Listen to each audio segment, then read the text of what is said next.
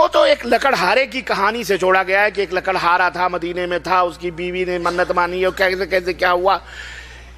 یہ در حقیقت ایسی بات نہیں. یہ جعفر صادق بالآخر یہ ہیں کون جن کی نیاز دلائی جا رہی؟ جعفر صادق ایک بہت بڑے امام ہیں، آل بیت میں سے ہیں، نبی کریم صلی اللہ علیہ وسلم کے خاندان میں سے ہیں، اور قریب کروں میں آپ کو امام ابو حنیفہ کے استاد ہیں رحمت اللہ علیہ. جعفر صادق امام ابو حنیفہ رحمت اللہ علیہ کے استاد ہیں. اور قریب کروں میں آپ کو، جاؤ تاریخ کے پنے اٹھا کے دیکھو امام جعفر صادق کا 22 رجب سے کیا تعلق ہے. کیا امام جعفر صادق 22 رجب کو پیدا ہوئے؟ کیونکہ دن جو منائے جاتے ہیں کسی کی موت پر منائے جاتے ہیں یا کسی کی پیدائش پہ منائے جاتے ہیں، یا کوئی بہترین کوئی انعام یا کوئی چیز پاتا ہے اس دن کو اس دن میں منایا جاتا ہے کہ نہیں ہے؟ تو جعفر صادق کی جو نیاز 22 رجب کو کی جاتی ہے، سوال یہ پیدا ہوتا ہے کہ کیا جعفر صادق 22 رجب کو پیدا ہوئے؟ کیا جعفر صادق 22 رجب کو وفات پائے؟ یا جعفر صادق کا کیا تعلق ہے 22 رجب سے؟ جاؤ میرے عزیزو، تاریخ ڈھونڈ ڈالو، تلاش کر ڈالو، کھنگال ڈالو، تمہیں کہیں بھی 22 رجب کو جعفر صادق کا نہ نام ملے گا، نہ پیدا ہوئے، نہ مرے، نہ انہیں کوئی کسی پوزیشن کوئی حاصل ہوئی. جعفر صادق کا 22 رجب سے کوئی تعلق نہیں. پھر 22 رجب کو جعفر صادق کے نام پر پوڑیاں، سوہاریاں اور مٹھائیاں کھائی جاتی ہیں. اب یہاں پر میں آپ کو ایک اور حقیقت بتاتا چلوں.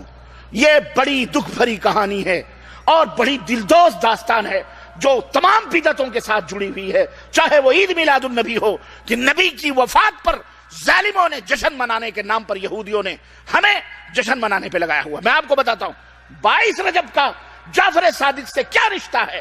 رب کی قسم ہے، کعبے کے رب کی قسم ہے، جاؤ تاریخ اٹھا کر کے دیکھو، کہیں بھی تمہیں کوئی ثبوت نہیں ملے گا کہ 22 رجب کو جعفر صادق پیدا ہوئے ہوں، یا 22 رجب کو جعفر صادق انتقال کیے ہوں، یا 22 رجب کو جعفر صادق کا کوئی تعلق رہا ہو. کہیں بھی جعفر صادق کا 22 رجب المرجب کو جس دن کوڑے بھرے جاتے ہیں کوئی تعلق، کوئی رشتہ نظر نہیں آتا. ہاں ہمیں ایک تعلق ضرور نظر آتا ہے 22 رجب المرجب سے. 22 رجب المرجب کا جب ہم مطالعہ کرتے ہیں تو ہمیں ایک رشتہ آتا ہے.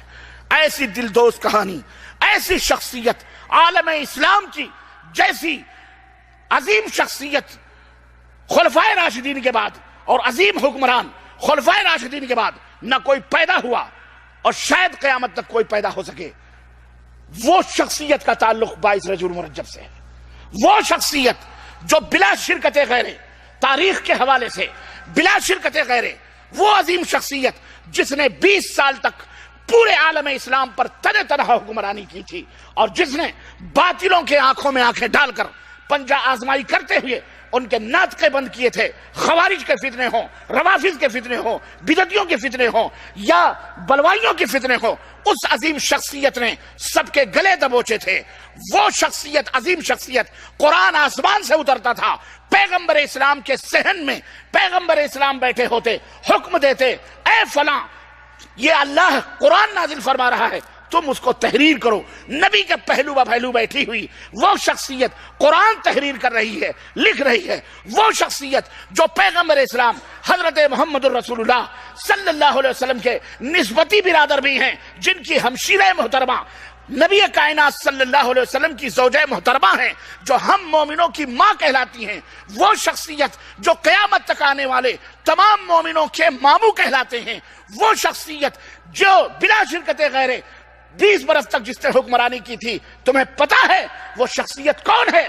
وہ شخصیت امیر المومنین امیر معاویہ بن ابی سفیان رضی اللہ تعالیٰ عنہ کی شخصیت ہے، جو 22 رجب المرجب کو جن کی وفات ہوئی ہے، انتقال ہوا ہے، ان کو امت مسلمہ یتیم ہوئی ہے، جن کی وفات سے اتنا بڑا صدمہ پہنچا ہے امت کو کہ حضرت عبداللہ ابن عباس خانہ کعبہ میں دسترخوان بچھائے ہوئے اپنے ساتھیوں کے ساتھ بیٹھ کر کھانے پر ابھی بیٹھے ہی تھے کہ خبر ملتی ہے، دمشق سے آنے والا شخص خبر دیتا ہے کہ آج امیر المومنین امیر معاویہ کی وفات ہو گئی ہے، کاتب وحی اس دنیا سے رخصت ہو چکا ہے، امت کا لوگوں کا ماموں، مومنوں کا ماموں اس دنیا سے رخصت ہو چکا ہے، امیر معاویہ کا انتقال ہو چکا ہے۔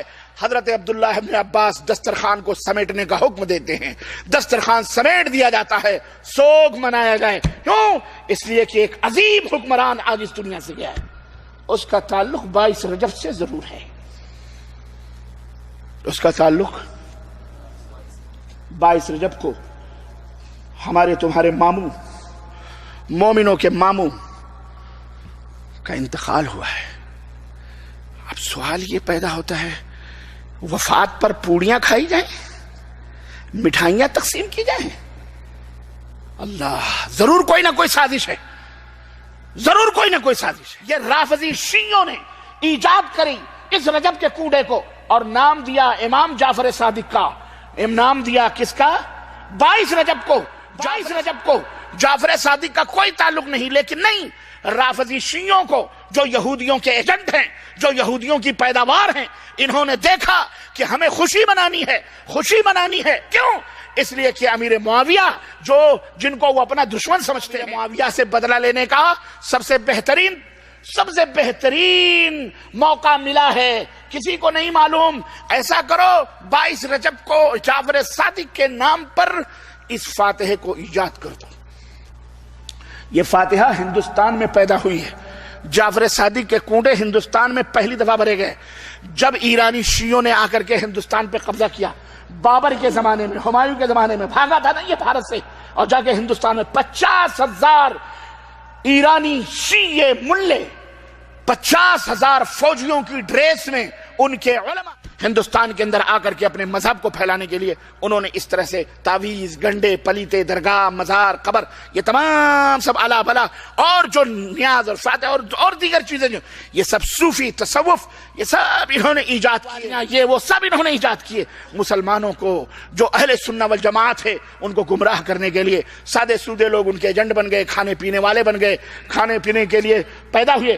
انہوں نے جعفر صادق کے نام سے امام امیر المومنین حضرت امیر معاویہ کی وفات پر خوشیاں منانے کے لیے کس کے؟ امام امیر المومنین حضرت امیر معاویہ کی موت پر خوشیاں منانے کے لیے پوریاں اور مٹھائیاں کھلائی گئیں، اور وہ خود کھاتے کھاتے عام مسلمانوں کو بھی اس میں لپیٹ میں لے لیا۔ ہندوستان میں یہ فاتحہ چل پڑی۔ اب سوال ایک اور پیدا ہوتا ہے کہ جب ان کو یہ کام کرنا ہی تھا تو کسی اور شیعہ امام کا نام پیش کر دیتے، امام جعفر صادقی کا نام کیوں پیش کیا گیا؟ ہاں دیکھیں باریکی، اس لیے کہ جعفر صادق ایک ایسی شخصیت ہیں، اگر دوسرے اماموں کا نام پیش کیا جاتا تو لوگ کہہ سکتے تھے کہ یہ امام باقر ہیں، یہ شیعوں کے امام ہیں، یہ رضا علی ہیں، یہ شیعوں کے امام ہیں، امام فلاں ہیں، یہ شیعوں کے امام ہیں۔